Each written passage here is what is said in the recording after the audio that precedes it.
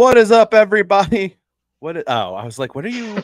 So that's A-Town down is what I thought you were They doing. didn't have a two finger. They didn't have a two fingers down emoji. So I'm just the Sam Hartman doing this has become one of my favorite pictures of all time. So I had to go with it. Sorry. Oh, sure. I'm excited. Just gloating today after, I'm so sad the last few weeks. And now he's just here puffing out his chest, as he should. I'm slightly less sad. I mean, if not, we'll get into it. I'm slightly less sad. If I'll do that. Slightly less sad as we break down week 7 of the college football season. I'm Dan. That's Matt, who I now get he's in the best part. Actually, you know what the best part? Oh, there we go. You know what the best part about your name is? It's pointing down to your Twitter handle. Ooh, that actually is impressive. Telling people to follow you on Twitter. You can follow him at mrooney23 on Twitter. We talked about 4 games last week. We'll talk about all 4 of those games and a couple others.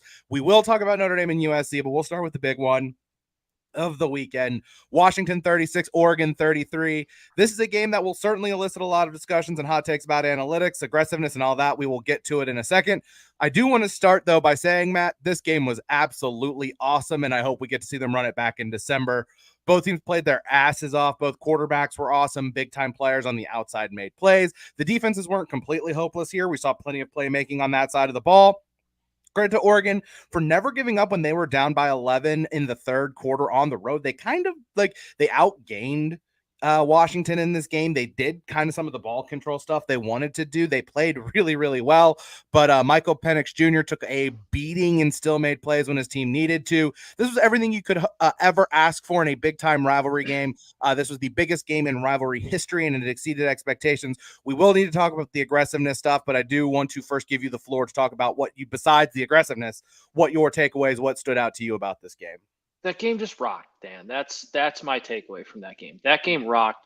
Those two quarterbacks are really good at football, and I still feel weird saying that about Bo Nix, a year and a half of him being into really good at football, and Michael Penix Jr. for that matter. Like 2 years ago, if I would have told you that Michael Penix Jr. and Bo Nix in 2 years will play arguably a college football playoff quarterfinal game and both light the world on fire in a 36-33 shootout. Would you have believed me? I don't think you would have. No. It's an awesome football game. Tom Allen's really doing good things at Indiana. Yeah, I was like, what? Why are Indiana and Auburn playing a midseason game? But I think I liked your point too to the defenses. Like we talked about on Thursday, kind of which defense made more plays was going to end up being the one that won. And I think both defenses made plays. I know it was a high-scoring total, 36-33, but I think we saw enough from both defenses to think that they're capable of making plays in big-time games against very good football teams. And I think the offenses just kind of tend to win out in this matchup more often than not because a good offense will usually beat a good defensive game plan. But like those defenses weren't bad. This wasn't a 50 to 45 type shootout. I think both sides of the ball did things well for both teams, and Washington was just the better team on this day. And it was just an impressive football game. Like you said, Oregon fought back. It looked like Washington was going to kind of pull away, and then all of a sudden, Oregon's up 33-29 with a chance to ice the game. And I know analytics say a whole bunch of different things. I know you tweet about it all the time, and not necessarily that Oregon was a very big underdog, but like. You're the underdog on the road and you want to go take a chance to win a football game, I'm very rarely ever going to go criticize a head coach for doing that. And Dan Lanning went out and tried to win a football game. He had a quarterback who was 33 of 43 at the time for 337 yards. And he said, go win me the football game. And Washington's defense made a play. Like it happens. Yeah, I mean, Oregon lost. I don't care. I will support Dan Lanning's aggressiveness until the end of time. It didn't work out. Shit happens. I still appreciate that he left nothing to chance in this game. And there's 2 different 4th down discussions to be had. You just brought up the one at the end of the game, but before that, there was the one at the end of the first half. I think most people have been in agreement that one was a little bit more questionable, where they decided to go for it instead of kick the field goal right before half when getting the ball to start the second half. But still, I don't hate it. You're down 4. You don't know how the second half is going to play out. And this kind of game, 6, 7, or 8 points just seems like it's always going to be better than 3. That's his identity. He's stuck with his identity. I like it. The one in it's rare in those types of games that field goals end up winning out. Right, exactly. And then the one in the fourth quarter shows exactly why you go for it in that situation. I know Penix was hurting, but giving him the ball back there willfully is not a good choice either. If you punt it there and Washington drives the length of the field, you get the ball back with not a lot of time left and one timeout.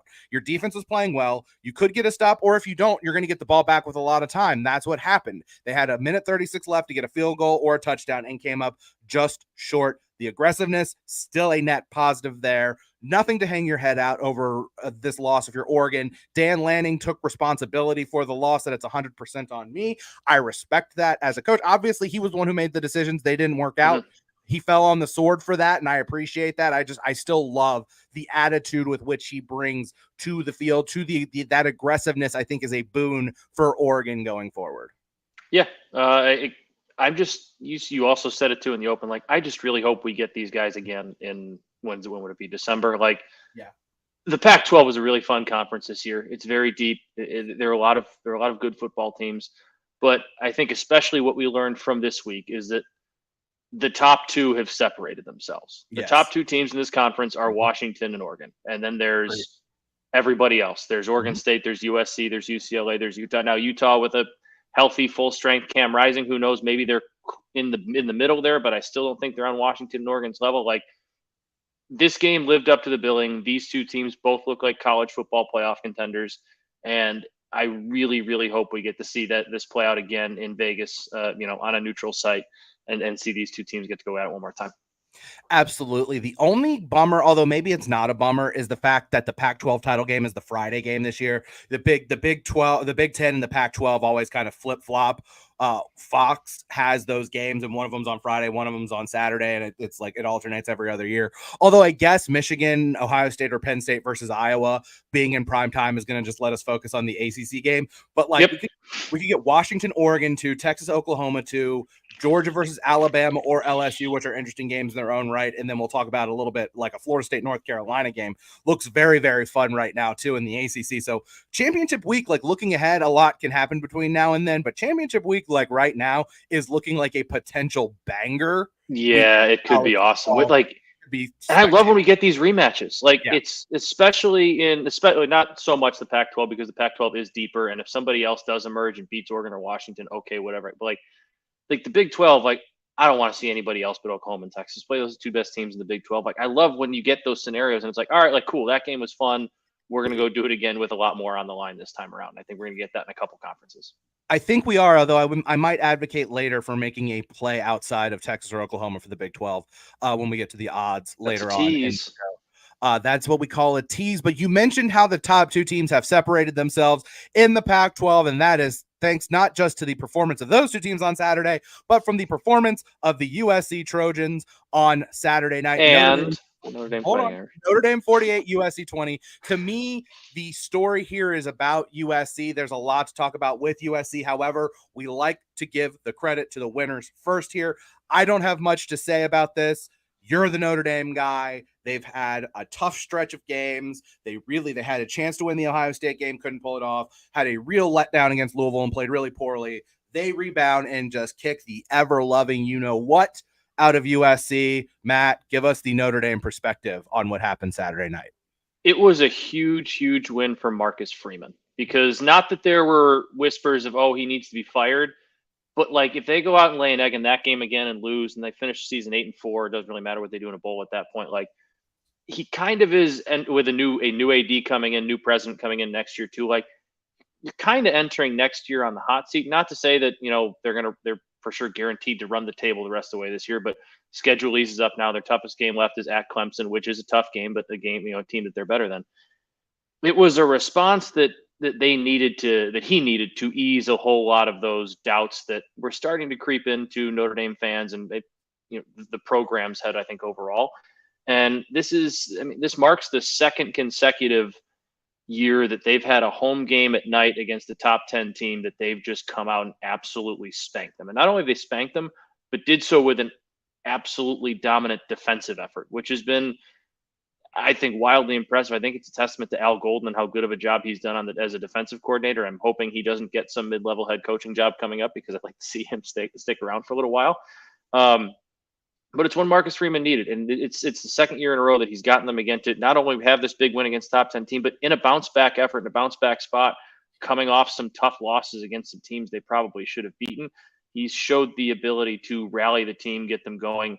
His recruiting is still very, very good. I think he has more top 10 wins at home, or as many top 10 wins at home as Brian Kelly did his entire tenure here at Notre Dame. So like he's doing something right. The building blocks are there, and I know the amount of times I've seen people say Notre Dame isn't the place where you learn on the job. Well, Marcus Freeman's your guy, and Marcus Freeman's going to kind of have to learn on the job a little bit.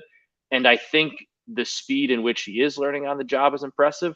That said, I think the next step is bringing in someone like an Al Golden equivalent on the offensive side of the ball. And I think I said this last week as well, but like the offense was put in a lot of short field spots, and that's why some of the totals were low, because the defense was turning the ball over left and right. But like I think they had like less than 300 yards of total offense.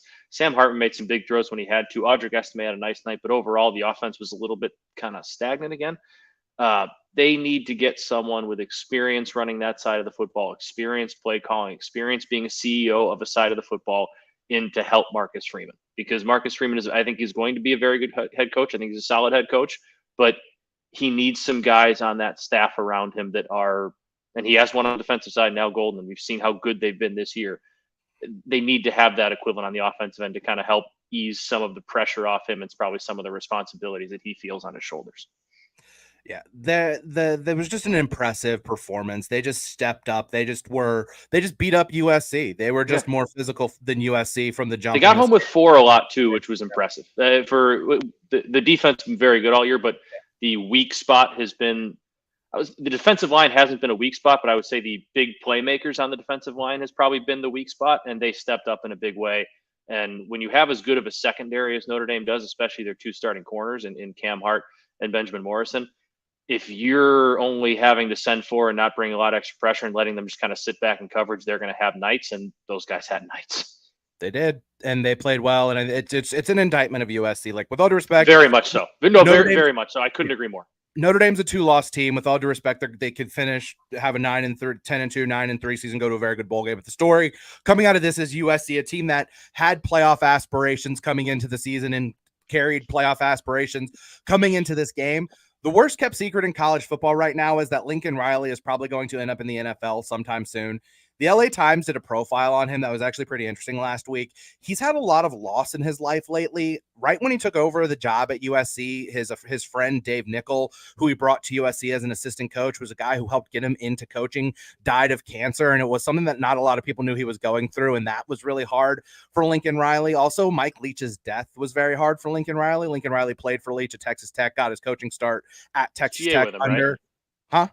It's GA, I think, with him. Yeah, he was a GA after playing for Leach at Texas Tech. So those losses affected him big time. And the takeaway that he had from it is that he wants to spend more time with the people in his life, which, it's from a human perspective is very, very understandable. Yeah. I get it. The quote that stood out, and this is a direct quote, is the guys in the NFL, their lifestyle is awesome in a lot of ways. Once their season is done, life is a lot once their season is done, life is a lot different than a college coach out of season, end quote. Watching this game, it felt like the NFL move is coming sooner than later. USC was surprisingly good last year, and for them to be worse this year than they were last year is inexcusable and completely on Lincoln Riley. The offensive line was completely overwhelmed by Notre Dame. The defense is still bad.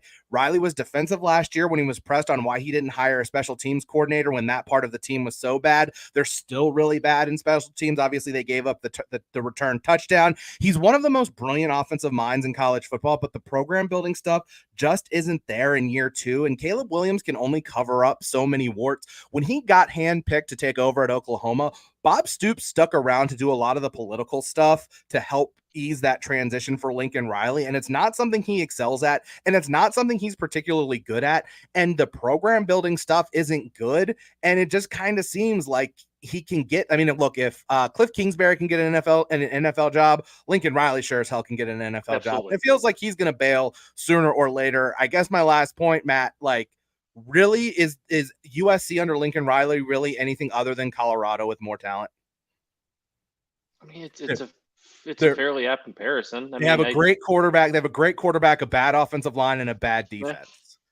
with some playmakers on the outside. I mean, Yeah. it does kind of seem that way. And I mean, from a coaching aspect too, I think Caleb Williams had a quote after the game, something about like we knew what they were going to do, and that's kind of what we expected from them. And that's, you knew what they were going to do, they did it, and that's what you came up with. That was your effort. That was the best you could do. That was the best you can adjust to. Like, I know Notre Dame played very well and they played inspired football, but like I said, like it's not like they're bringing pressure every play. Like it's not like they're blitzing 6 or 7 and getting home. Like they were bringing 4. And the fact that you can't scheme people open, scheme ways to get around just a 4-man rush.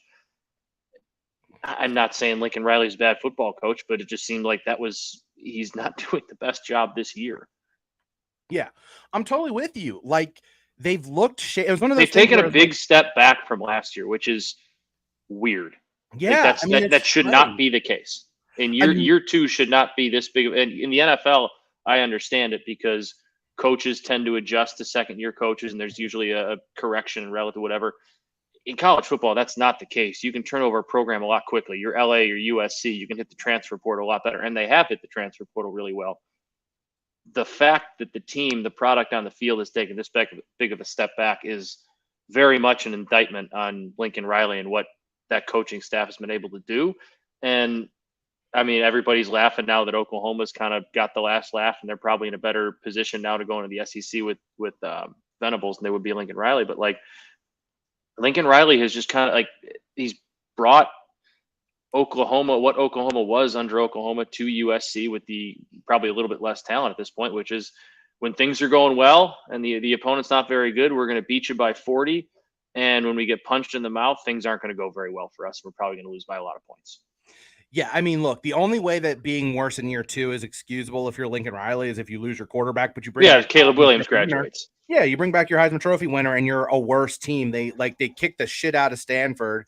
And then like, other than that, and they played a good first half against Colorado, but other than that, it's been largely disappointing across the board. And as we talked about, like the schedule doesn't get any easier. This weekend's game's fascinating. We'll talk about that when we get to the lines, and we'll talk about that game on Thursday because it's a really, really interesting game, regardless of what the quarterback situation at Utah is. North Carolina 41, Miami 31. So this is why Mac Brown was willing to go to war with the NCAA over Tez Walker's eligibility, huh? Walker was the best player on the field. Makes sense. Yep. Walker was the best player on the field with 6 catches for 132 yards and 3 touchdowns. Omarion Hampton had 197 rush yards. Drake May is exceptionally talented. We know that. This is an offense that can be really good. I thought the defense played a pretty good game as well. The final numbers are pretty misleading with Miami getting 2 late touchdowns, but the improvement on the UNC defense continues to be a big story. On the Miami side of things, the coaching buffoonery rightfully became the story last week, but without it, the story would have been Miami was looking past Georgia Tech to North Carolina, and the first half of the game bared that out. Miami actually did play a really, really good first half, and then completely second half, third quarter. It felt like there was a lot of quit in this team. The first 4 Miami drives the second half went fumble, pick, punt, turnover on downs, and they went from up 17-14 to down 38-17, and the game was over. North Carolina came out with a sense of urgency in the second half, and Miami wilted. Can't read my own notes.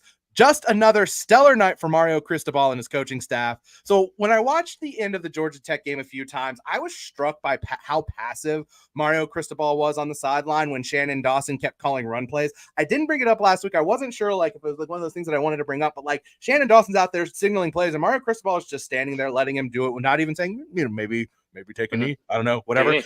This week, his defensive coordinator, Lance Guidry, ran onto the field to yell at the refs about a substitution issue and gets an unsportsmanlike penalty on 4th and 1 that led to a touchdown. It just kind of feels like Cristobal is struggling to establish any kind of standards or culture on the field. We know the recruiting's going to be good with him, but man alive, once again, Miami, you talked about how USC got punched in the face and they kind of wilted at that, or when they get punched in the face, they kind of fold. North Carolina, at least thus far under Mac Brown, hasn't really been known as that kind of team, but that was a team that came out with a sense of urgency in the second half. Miami just did not match it at all. Yeah, as we say, UNC is kind of the opposite there. They're a team that kind of took a punch in the face in the first half. It was like, whoa, okay, we're in a football game, and then went in the locker room, made some adjustments, came out in the third quarter, and just blew the team out and made some plays and counterpunched. Yeah. Your point, Tez Walker, he was just unbelievable, and he was the best player on the football field. UNC was able to run the ball, throw the ball. Drake May looked great, but it's the defense for me that's making this seem like a North Carolina team that's capable of making a run here. And the schedule we talked about eases up. Duke's going to be a tough game. Mike Elko's a really good head coach, and it's wild that a Duke Carolina football game might be the regular season game of the year in the ACC, but that's where we might be trending towards. I'm just hoping Carolina can hold on and we get that matchup with Florida State, because I think Florida State's a better football team. I do. But North Carolina, the way they're playing defense, the way Drake, North Carolina went to that game with the better quarterback, and Florida State, that's not going to happen in many games that Florida State plays this year. They're going to play a game with the defense that is now competent. We'll say competent to good. They're improving every week. And they now have a legit number one weapon target in Tez Walker, who's back and playing for them. Carolina's a legit threat to down Florida State. And I really hope that we're talking about conference championship games and before we kind of got the show started, I'm hoping the stars align and we get that matchup, because I think that's one we deserve in the ACC. Yeah, I said it last week. We kind of talked about it on the show a little bit last week, like the odds that North Carolina goes undefeated if they win this game and what happens, could they make the playoff? Seems a hell of a lot more likely now. I mean, you talked about that Duke game. We'll see how healthy Riley Leonard is if he's back on the field by the time that game comes around. I mean, he was listed as week to week, sort of with that injury, with the ankle injury. So that's still 2 weeks from now, right? Still a little bit of time. So yeah, okay. And Duke's got a pretty big game this weekend as well. But I mean, we'll see what happens there. But yeah, I mean, the defense being better for North Carolina is really fascinating and makes them a much more interesting watch as the season progresses. I didn't even write any. So let me be fully transparent here. The last game, Tennessee 20, Texas A&M 13. I mentioned how I wasn't going to be able to watch much college football on Saturday. I didn't watch anything live until I got to the second half, till I got home to watch the second half of Notre Dame and the Miami games. So I did go back. I sat and I watched the entirety of the Washington game Sunday morning, which I think is the first time I've ever watched a full game. I will watch extended highlight kind of things. I'll fast forward through things, but I want to sit and watch that. I did not do that with Tennessee, Texas A&M. I tried to make it through a 30-minute extended highlight of that game, and I couldn't even do that. That's how rough of a watch this game was. Congratulations to Tennessee. You found a way to win at home and got me a win with the cover there. Both of us, because didn't you take Tennessee as well? Yeah, Tennessee. So we got both of us a win. We appreciate that. But dude, Joe Milton ain't it. Joe Milton's not it. They ran the ball really well in that game. Congratulations. You ran the ball phenomenally. But Joe Milton's not it, and you still won. What does that say about, again, Jimbo Fisher? There's something's got to be done if you're Texas A&M at this. I just don't know how. Bobby Petrino needs to lead a hostile takeover. Yeah, he does need to lead. He does need to lead a coup d'etat. Which Petrino needs to start getting into the ear of the athletic director. Just be like, hey, pay the buyout. You don't even have to pay me that much more. I'll take a slight pay cut, or I'll take a pretty big pay cut. You can just promote me to head coach. Just buy him out. Give me a year running this show, and let's see what happens. That Bobby Petrino, and it's weird that I'm advocating for Bobby Petrino to be a head coach in college football again, but he'd be doing a much better job running this team from a football standpoint, not a human being standpoint, but from a football standpoint, he'd be a much better head coach for this team than Jimbo Fisher. If you just showed me the box score, and I saw Joe Milton was 11 for 22 and 100 yards passing, I'd be like, oh, cool. A&M bounced back. Nice win for them. They probably won by 2 or 3 scores. A&M got bullied by Tennessee, who got bullied by Florida. Look at A&M averaged 1.9 yards per carry. I don't know off the top of my head what Florida did, but I guarantee you it was probably closer to 4 or 5 because they were running the ball all day. Tennessee offensively averaged just under 5 yards a carry. That's not what Tennessee this is the style of game that Tennessee got their asses kicked by Florida in. And I know it's a weird rivalry game in the swamp, but that's not a very good football team. They got bullied by Tennessee, and I like Josh Heupel. I like Tennessee as a program. I think where they're going is in the. I think they're headed in the right direction under Josh Heupel, but that's not how Tennessee wins football games. So Tennessee did a good job containing Montrell Johnson. He only had 23 yards on 12 carries. However, Trevor Etienne did have 23 carries for 172 yards for Florida. There you go. So yeah, Tennessee physicality and Tennessee football, at least under Don't Heupel, usually go hand in hand, but they did on Saturday against Texas A&M. Yeah, like, I mean, I'm at the point now where I don't want to talk about A&M anymore. We probably will we might have to talk about them when they play LSU, because if LSU beats Alabama, they're back in control in the West. Would be hilarious if A&M crumbled, but then like won bowl eligibility by knocking off LSU in week whatever the last week of the year. What do I say, Matt? Because it's college football. It could happen. It probably will happen. Yeah, it could happen. So yeah, I don't have much else to add. Two surprising results I want to mention quickly before we get to lines. Remember how I said if Jaden Delora started for Arizona, I was going to lay the points with Washington State. Jaden Delora did not start. Noah Fafita got the start, and Arizona beat Washington State 44-6 in Pullman. Washington State obviously played as bad as they could, but Fafita is legit. 34-43 for 342 yards. Jonah Coleman, 169 total yards and 3 touchdowns. They're 4-3. Suddenly home games against Oregon State, UCLA, and Utah don't seem hopeless. And road games against Colorado and ASU are very winnable, so the Cats could go bowling for the first time since 2017. And then North Dakota 49, North Dakota State 24. You know I love my FCS football. You do. It's always jarring to see the Bison get pumped, and they did by their in-state rivals this weekend, gave up over 200 yards on the ground. They're 4-2, still have to play at South Dakota State, who has just passed them in every single way. Southern Illinois, who's a top 15 team, and they have to go to Northern Iowa, who's just outside the top 25. There's an outside chance North Dakota State is going to miss the FCS playoffs, which would be a wild development. We could talk about Colorado shitting the bed up 29-0, but yeah, I was going to bring that up. I feel like that at least has to get mentioned. I mean, sure. So here again, I was so bad. So I was in New York on Friday night. Went to go see some family down there. Went to a Broadway show. Same thing. You know what I like to do. I think I've said it on here. Like the only thing. Did you go to that one chicken place you like? No, we didn't have a chance. I forgot the name of it. Jacob's Pickles. If you're ever in New York City, Jacob's Pickles. Hey, if they want to sponsor us, go for it. Jacob's Pickles brunch restaurant. Incredible chicken sandwiches. Giant, whatever. No. So my cousin and his wife brought their 8-year-old daughter to New York, and we went to a place called Ellen's Stardust Diner, which is a restaurant where all of the wait staff sings. So it's like they're like delivering your plates and everything, but they're also singing. And it's interactive. It's great for kids. So yeah, kid would love it. Yeah. Didn't know that we were going to this restaurant, and she was enamored with it. She said she wants to work there. So that was a good pull on our part. But nevertheless, I'm following, I'm checking Twitters. I'm like, we're tired, we're exhausted. Like checking Twitter. It's like, oh, Colorado's winning by a lot, whatever. Go to bed. Wake up in the middle of the night, because I always wake up in the middle of the night, and it's like they lost. Wait, what? And it was kind of funny in the morning seeing other people wake up and go on Twitter and realize what happened. That's what happened. Over half of college football Twitter was just went to bed at halftime, because that's what you do when it's 29-0 and midnight on the East Coast. We had a football game, so I was home, and then I went to bed kind of quickly when I got home, because I had to get up at 5 a.m. for a flight the next morning. But I was just kind of laying, like couldn't fall asleep, and then I kind of just like opened up ESPN, and I was like, oh, Stanford's down like 15 now, and then I turned it on, and then like Colorado picked up like a 20-yard pass. So I was like, all right, whatever, they're just gonna go back down and score. And like half hour later, kind of still couldn't sleep, checked my phone, I was like, oh, this game might be going to overtime. Like, oh, that's interesting. And then all of a sudden it's like, oh, they lost Stanford. Oh, here's my thing. Okay, again, I can't speak. I didn't go back and watch this because I don't really care. I'll say this though about Colorado. There's something interesting that's going to develop there, and we might have talked about this before, but I don't know.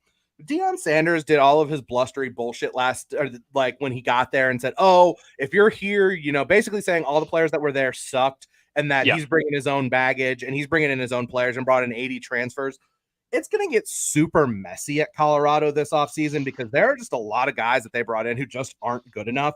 And you can't just free transfer anymore. So a lot of these guys, if Deion's going to try to force these guys out, pull scholarships, like cut guys to bring in more new guys. And I think suddenly some of the positive warm and fuzzies aren't going to be so good. But the bigger thing for me, and I will say this, is like, you can feel however you want about Deion Sanders. What he did with Travis Hunter on Friday night was irresponsible. Like, I don't care. I don't care if Travis Hunter is begging you to be on the field. I don't care if Travis Hunter is like fighting his way on the field, fighting the coach to get back on the field. It certainly didn't seem like that from what I understand. I know maybe he's a young kid, maybe he's healed faster than other people, but he's what, like 4 weeks removed from a lacerated liver, and you played him 150 something snaps in his first game back.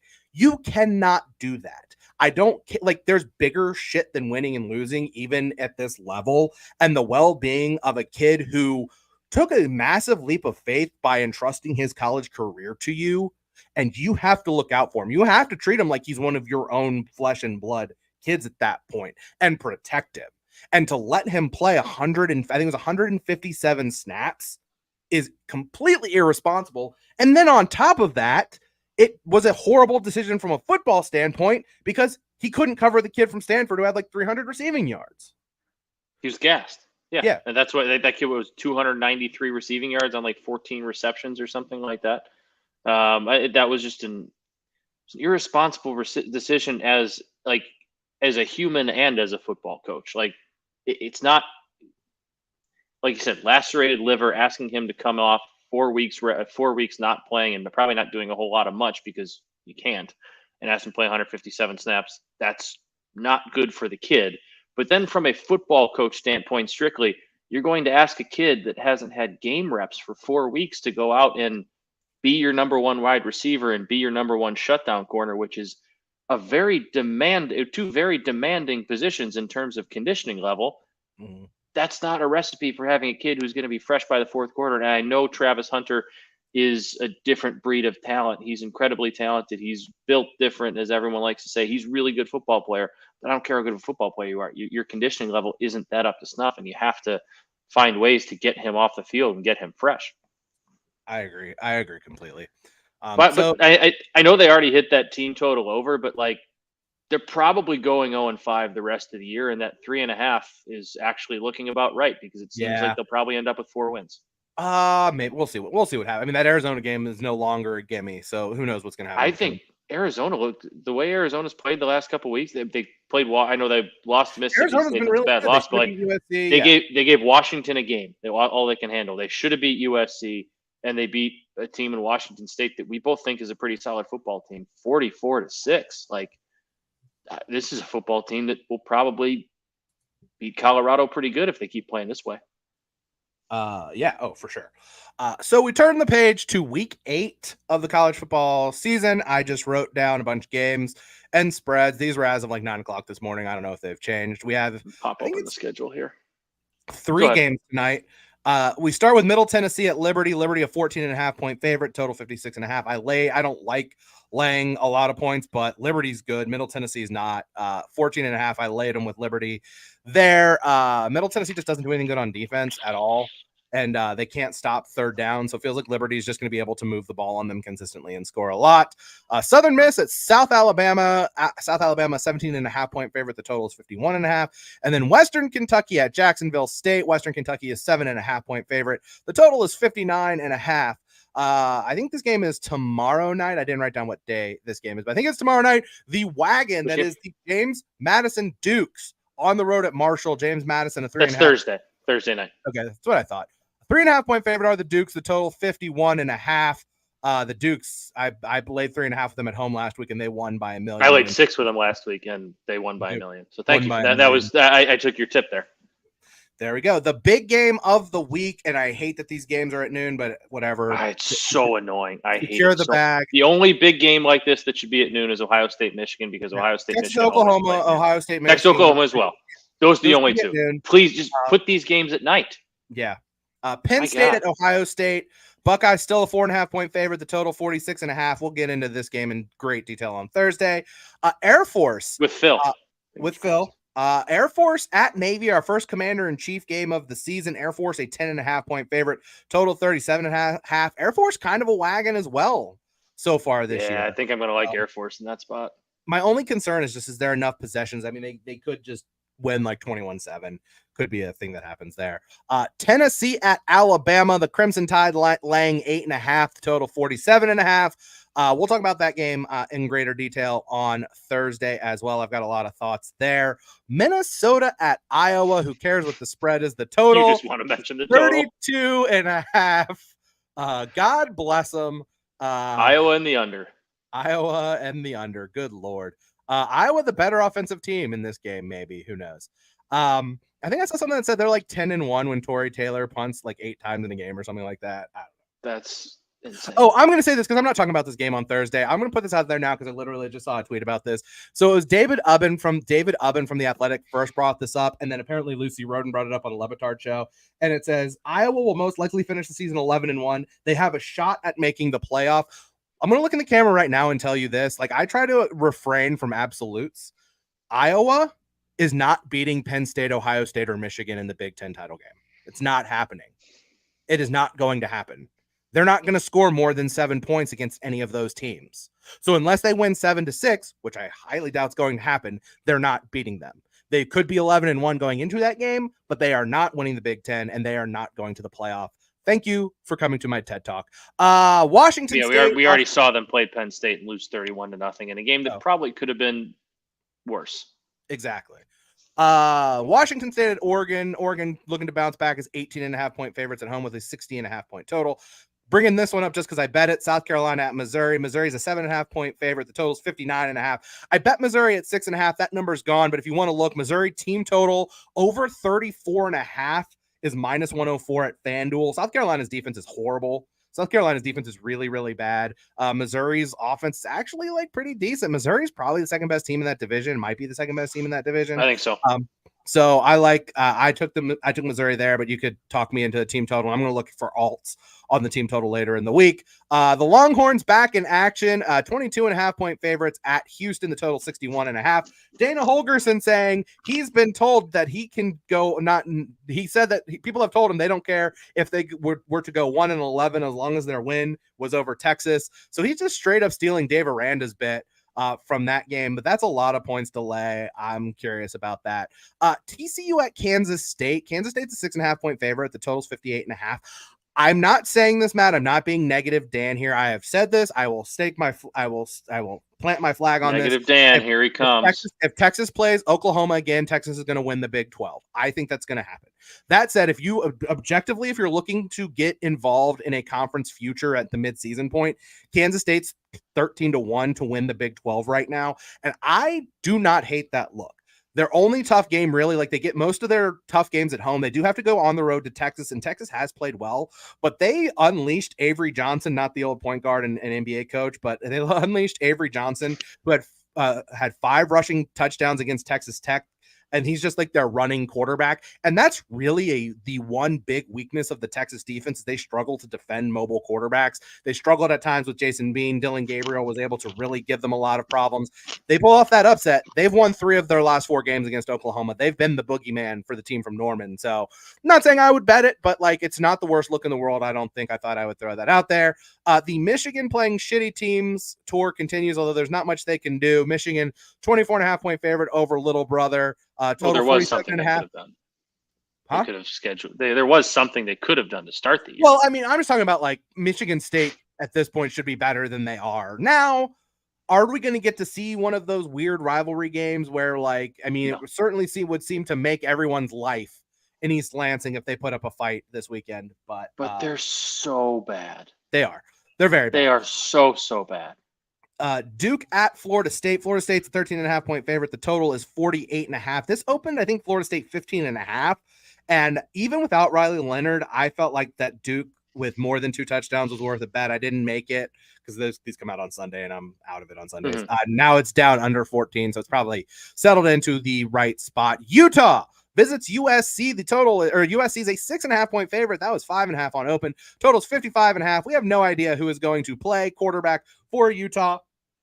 I'm not sure it matters. We'll talk about this. I do want to talk about this game. I do want to go into detail on this one. So this will be one of the games we do on Thursday. But I was looking back through some of my Utah stuff, and I'm like, who is this Sione Vaki guy who had 150 something rush yards for Utah the other day? And I look him up. I was like, why is he listed as a safety? Like, what's going on? He's actually their leading tackler at safety, and they now use him as their Wildcat quarterback. So Utah right now, Utah's rushing attack is a safety playing wildcat quarterback and a quarterback converted into a running back in Jaquindon Jackson. I don't care who's playing quarterback. I'm not sure I want to lay that with USC, but we'll talk about that game. And then I did just Google Cam Rising, by the way, when you were talking about that to see his status, and all 4 of the first top Google News articles were Rising could likely come back for 7th year on medical redshirt. And like the quote I read was Kyle Whittingham thinks medical redshirt would be approved. So I'm kind of now never bank on the NCAA to do the right thing, but kind of thinking that might be the route that they're going because Cam Rising's not this elite pro prospect. I don't think it makes a whole lot. If he's not right still and not going to be fully right, it makes no sense for him to try and come back this year when he's probably going to be able to come back next year. However, I mean, I don't know if the medical red shirt works the same way as the regular red shirt does now, where you can play 4 games and still keep your red shirt status. I don't think so. I think now again, this is just briefly reading a couple of those, first couple paragraphs. I think you can't play a snap. Gotcha. Makes sense. I mean, that would make a lot more sense. Or have to have had suffered like a season-ending injury at the beginning of the season, it feels like. Yeah, something like that. And then the last one, I don't know if we'll get to this one on Thursday or not. I don't know. Clemson at Miami. Clemson, the 3.5-point favorite, total 48.5. That's gone up a little bit. Tyler Van Dyke might not play. He injured his leg in the North Carolina game. And if he doesn't play, Clemson's going to win that game. So I'm not super worried about that. And I probably would advocate laying it. I mean, Miami doesn't have any fans. So, like, it's a road game. It's a road game for Clemson, but like, come on, like, who's going to be intimidated going down there and playing in South Florida in a place where that's kind of say what you will about Dabo.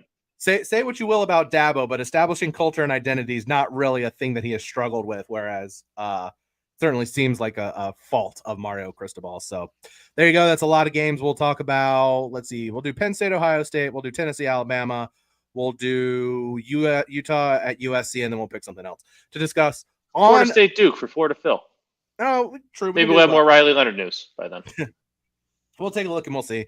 Maybe discuss the ACC at large there. Maybe we'll just do a kind of an ACC discussion. Get Clemson involved there because does North Carolina? I don't even know. North Carolina does play Clemson. No. I believe it's at Clemson. North Carolina. I don't know if they play this week. Oh, this is great radio.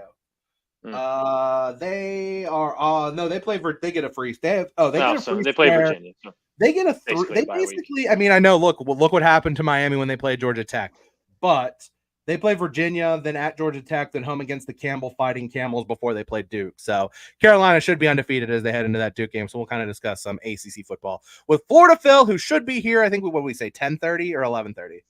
10:30 a.m. 10:30 a.m. on Thursday Eastern, 9:30 Central, 7:30 Pacific, and 5:30 Hawaiian. Shout out to the Bows. We'll be back then. We appreciate everyone for checking us out. Give us if you're watching this on YouTube, give us a thumbs up, give us a like, give us a subscription if you don't mind. We are inching closer to 4,000 followers on Twitter on YouTube, Matt. So that'd be awesome. You can see if you look at Matt's name, it points down to his Twitter. He's at mrooney23. I'm at really Dan Weiner on Twitter. So give us a follow there. We appreciate you all checking us out, and we will talk to you guys on Thursday.